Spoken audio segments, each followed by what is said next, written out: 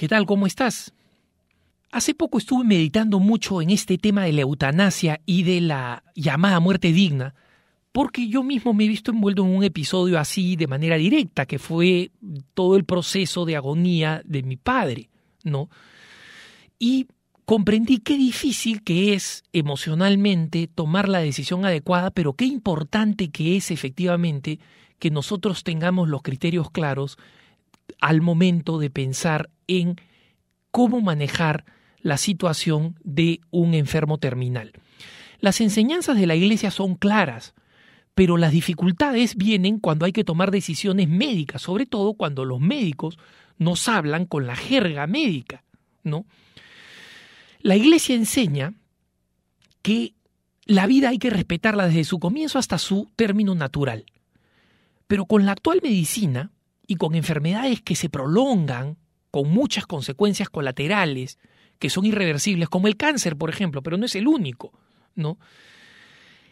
Estas enfermedades terminales, muchas veces en la decisión práctica del día a día, no es fácil decir qué cosa es el respeto de la vida en su proceso natural. Lo que la Iglesia nos dice, y hay que darle las gracias infinitas al Papa Juan Pablo II, que ya anciano, muy anciano, hablándole a un grupo de médicos especializados en tratamiento paliativo, es decir, para aliviar el dolor y los síntomas de una enfermedad, les dijo que la Iglesia defendía precisamente el uso de todos los medios ordinarios que incluían la nutrición y la hidratación. Esto es muy importante porque hay momentos en que un enfermo ya no puede alimentarse por sus propios medios y necesita de medios extraordinarios, es decir, poco comunes, no habituales, para poder recibir la nutrición, ¿no? Entonces, muchas veces hay médicos que dicen, mira, ya no puede comer, dejémoslo simplemente con una intravenosa, con un poquito de dextrosa, con un poquito de suero, digamos así, y ya que la cosa siga su curso. Si eso no tiene los nutrientes suficientes y la hidratación suficiente, eso no es correcto. Por eso que hay que preguntarle al médico, ¿no?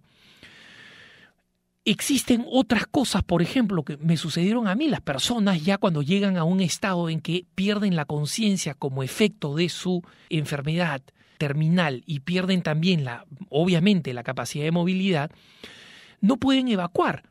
Y como me comentaban algunos médicos, en algunos hospitales, por ejemplo, simplemente dejan que el paciente no evacúe, no lo asisten en la evacuación, que no es nada difícil, no es nada invasivo, ¿no?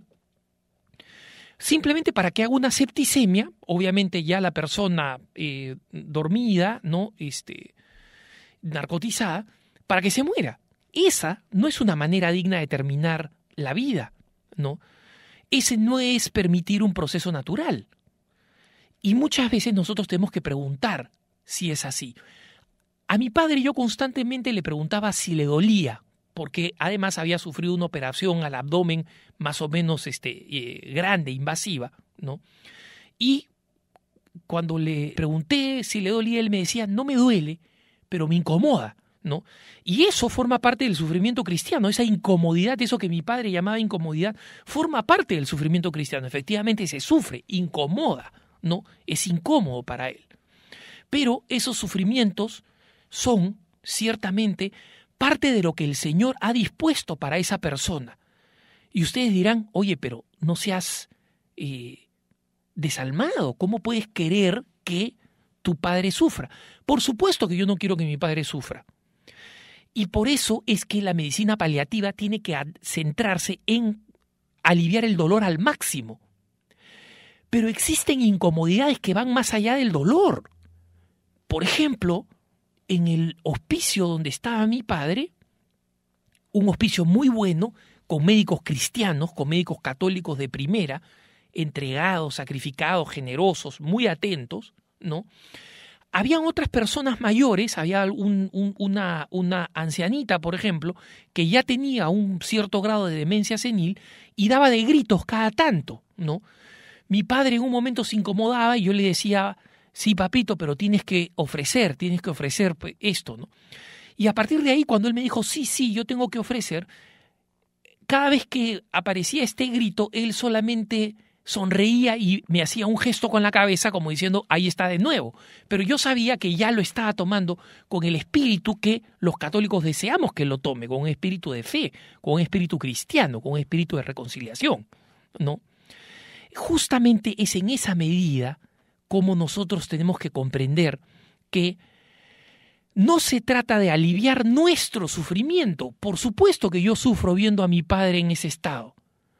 Y por supuesto que quisiera que la cosa se acabe más rápido a través de alguna forma médica.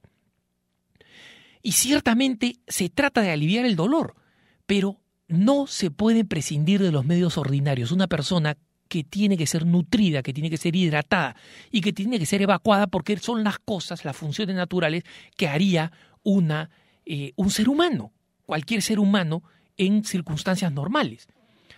Entonces, no resulta muy difícil cuando uno cuestiona a los médicos, cuando uno no se deja llevar por las narices por los médicos y preguntándoles, ok, ¿qué va a suceder con esto? ¿Qué va a suceder con esto otro? ¿Qué pasa si hacemos esto? ¿Qué pasa si hacemos otro? ¿Qué alternativa hay? Para ver si hay alternativas que son, digamos, correctas o que son de ensañamiento médico, ¿no? En consecuencia, resulta sumamente importante comprender que la decisión es una decisión que cuando se le pregunta al médico y se le piden opciones, es posible tomarla si comprendemos lo que significa lo mínimo de lo que nos enseña la Iglesia, que la muerte tiene que ser una muerte natural y que los medios ordinarios incluyen la hidratación e incluyen la nutrición por el medio que sea, incluso si tiene que ser por un tubo, ¿no? Por otro lado, también la Iglesia sabemos que se opone al encarnizamiento médico. Si me hubieran dicho a mi padre para ponerlo en un respirador metálico, por ejemplo, para que respire por él, eso es un medio que ya cae dentro de el encarnizamiento médico, sabiendo que va a morir. Si es que eso fuera suficiente para que él siga viviendo naturalmente, no sería un encarnizamiento médico. Pero siendo algo que efectivamente sí va a prolongar innecesariamente su sufrimiento, entonces no es aceptable. Pero, por ejemplo, que le ayuden en la respiración proporcionándole oxígeno, por supuesto que es absolutamente aceptable, ¿no? Y en consecuencia, uno puede tomar la decisión si es que está informado. Lo importante es purificar nuestro corazón y comprender que no se trata de evitar nuestro sufrimiento. Por supuesto que yo sufro viendo a mi padre así. Pero no se trata de mí, no se trata de que yo me sienta mejor. Se trata de que mi padre complete el proceso que Dios ha establecido para él. Eso es lo cristiano, eso es lo que significa ser cristiano, eso es lo que significa ser católico. Y por supuesto estar atento a que se haga lo médicamente posible, todo lo médicamente posible para aliviar el sufrimiento, para aliviar el dolor. Pero hay un rango que está solamente en el misterio de la relación entre ese ser humano y Dios, y esa relación no puede ser violada ni puede ser interrumpida de manera artificial para acelerar algo simplemente para que yo me sienta más aliviado. Eso no es una muerte digna. Una muerte digna no es una muerte rodeada de flores o de camas elegantes o de palabras pomposas, ni siquiera de personas amorosas que besan al moribundo. No, eso está muy bien. Pero una muerte digna es una muerte donde la persona está adecuadamente preparada para irse al cielo. Punto. Esa es una muerte digna. Si hay eso, hay dignidad. Si no hay eso, puede haber todo lo demás, no hay dignidad. Que tengas un buen día.